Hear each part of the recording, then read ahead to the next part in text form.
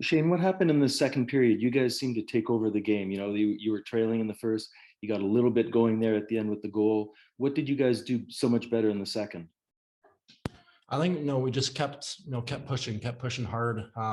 We kept getting pucks in, we exposed their D down low, got pucks low to high, and we just played our game. We just kept it simple, didn't try to overthink things, didn't try to make any special plays. Just played our game, and we were successful. Question for Shane, right? Shane, you and Connor Bedard were out in the last minute of a 1-goal game. You both finished with the same number of points. You both finished with the same plus minus, and he fed you the puck for the insurance goal. How friggin' amazing is that, and how friggin' great is that? Oh, it's awesome. It's awesome that coach trusted both of us to be out there in that time of the game. And I think Bedsy definitely earned that trust, and I earned the trust myself as well. Just being solid throughout the whole tournament. Obviously, he's a special player, and had an unbelievable tournament. So definitely deserved to be out there that time. How hard was it mentally to prepare for a game of this magnitude in a year where you didn't play any other games heading into the tournament? Yeah, obviously it was tough. It was tough, not be able to play for so long like we did. Just try to, prepare as much as possible, and, just try not to look too far ahead in the future, just kind of taking one shift at a time, and, just kind of go from there, and just enjoy every second of it. Don't take anything for granted. Don't take any shift for granted. I think that was the biggest thing for me. Just take advantage of every moment I got on that ice. Yeah, for sure. I think Shaner again, spoken like a true captain, I guess. He's hitting all points. So it was just definitely kind of a little bit of adversity that I think all the guys that haven't played had to kind of battle through and kind of get back into game shape. But I think we all did, and I think that's kind of what helped us get to this point. Shane, it's been a while since you played with Hoffman, but where have you seen his game grow now that you've had 7 games with him? Yeah, obviously Ott's, a really fun guy to play with. He thinks the game at such a high level. He can make such nice plays, and he plays hard as well. Obviously, may not be the biggest guy, physically and weight wise, but he'll throw his weight around, he'll throw his body around, and he'll get in the other guys' faces, and he'll do the dirty work for you. And he's a guy I love playing with, and someone who's a really special player. Ben, this one's for you. Just wondering, Shane scores that goal late in the first. Just want to know from somebody inside the room, what's his message as a captain coming in to get you guys ready to come out in the second like you did? Yeah, for sure. I mean, he's an unreal captain, one of the best I've ever had. He keeps the boys cool, tells them just to keep playing our game, keep battling. It'll come. I think that's kind of what you can see as a young kid that he is, 04. He definitely doesn't act it. He's definitely he'd almost act like an overager. So he's so mature, just unreal guy off the ice too. Unreal, like that's exceptional, right? He got exceptional status for a reason. And that goes right from his personality, his leadership, into his hockey game. Anytime. All right. Shane, what did you see from Brant Clark in this tournament, and some of his offensive instincts and abilities? Yeah, Clark, he's a special player as well. Obviously, I was lucky enough to play with him in Don Mills for 3 years there, so I got to know him and his game pretty well. Obviously, he's gifted offensively.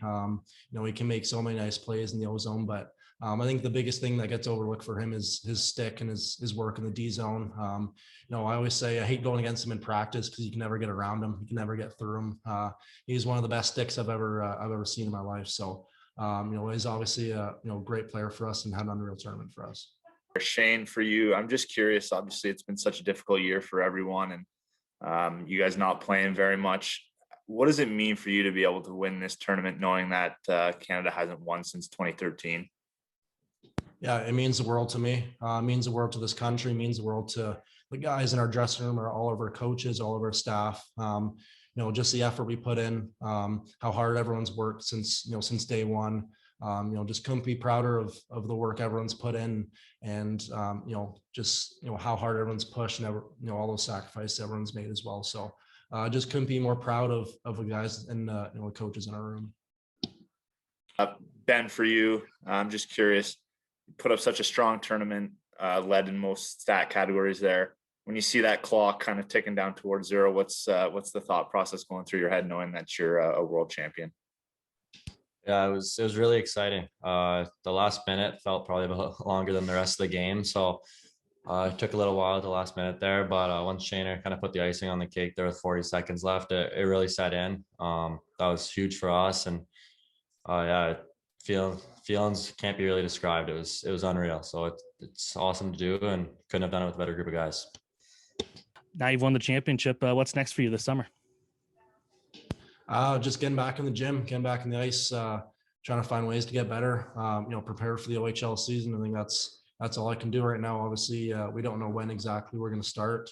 So I think for me, just, getting back to routine in the gym, working out, getting some muscle back, and, just working on the ice as well. So yeah, again, that you guys are trailing 1-0, 2-1 in your first bit of adversity. What did you feel on the bench? What did you feel the mood was, and what were you talking to the players about to keep things loose but keep things high and get that energy back?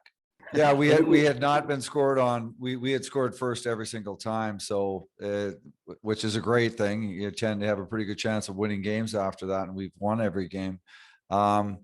But we knew it was going to happen. I almost was going to bring it up before the game, but I thought, well, I don't want to bring it up and kind of get negative thoughts in their head. So we talked about it after the first period, in the first intermission, about, being behind or playing from behind, that we don't change our game. It's just something that's going to happen. We're playing against a very good team. So we just go ahead and do what we need to do to try to work our way back into the game. You can sit here now and you look on a piece of paper at the scores, and you scored a lot of goals, you didn't allow many, and everything was dominant. But when you're actually playing the games, you never know obviously what's going to happen. When you look back, was there a goal or a game or a shift or something where you really sort of got the sense, okay, this is a team, and we can win gold here? We were ahead. Oh, I'm bad with remembering stuff. But we were ahead 2-0. I think it was against the Swedes in our first game, and they're a very good team. They ended up winning the bronze. We were ahead 2-0. We made a dumb play. We kind of forced the issue when we really didn't need to. They went down. Our goalie made a great save, and that, to me, that was one of those things that we threw it at the players and said, we don't need to make plays like this in moments like this. And I don't know if that was one of the keys, but I think we learned that we didn't have to force plays to create offense, and we used other methods to create offense. Yeah, Dave, Ken Campbell from the Hockey News. It's one thing to have an underager and a double underager making plays, scoring points, doing all those things. It's quite another to have them both out there in the last minute of a gold medal game with a 1-goal lead. I mean, obviously it speaks to how remarkable these young men are, but how did they gain your trust to be able to be put in that situation? I thought Shane, when games happen live, sometimes we miss stuff. You miss this or that because you're talking on the bench. And when I rewatched the game against Sweden, I thought Shane Wright was one of our best, if not our best, defensive forward, just in the right spots all the time, making tough plays, supporting down low in the D zone. I thought he was fantastic. So I have no problem putting him out in the ice at any moment. He was one of our better face-off guys tonight as well, right-handed centerman. So anytime it was on the right-hand side in our zone, it was, kind of a big draw, he was taking face-offs. And with Connor, I challenged him maybe the second game about, playing a little bit more positionally strong, and we told him, Connor, it's good defensively for us, and it's also good offensively for you. And he likened to it. He worked hard at it, and he was great at it. And I had no problem putting him out in the ice at all, at any time. Abby Mastracco, elite prospects. So we all know about the offensive abilities of Brandt Clarke, but what else outside of those impressed you about him in this tournament? He's got ice in his veins as well. He kind of knows how to make plays. A lot of times guys or defensemen or players would just throw pucks away just, to be safe. He has the ability to kind of hold on to it, kind of Eric Carlson like, where he kind of freezes guys, makes a couple steps, and then makes a real simple, nice play off that. So, and he put a lot of onus on, or we put a lot of onus on him to play defense and defend.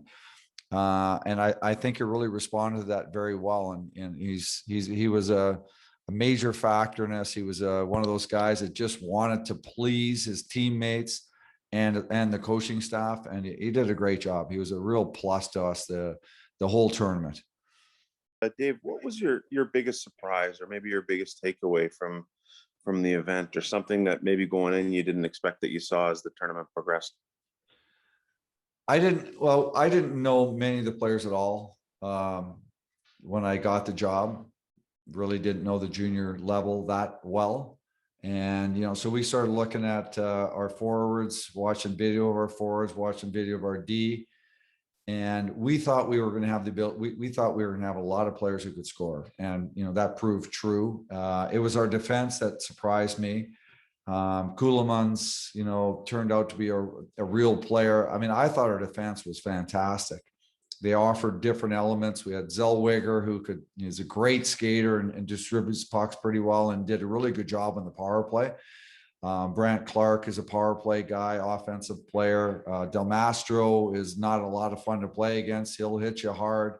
Nolan Allen was another guy that looks like he's got a good NHL career ahead of him as well. I was really surprised by our defense. And then Ben Gaudreau and Thomas Milic kind of went head to head to see who was going to be number one. And we just picked Gaudreau just because he was a hair better. And he ended up playing just fantastic for us.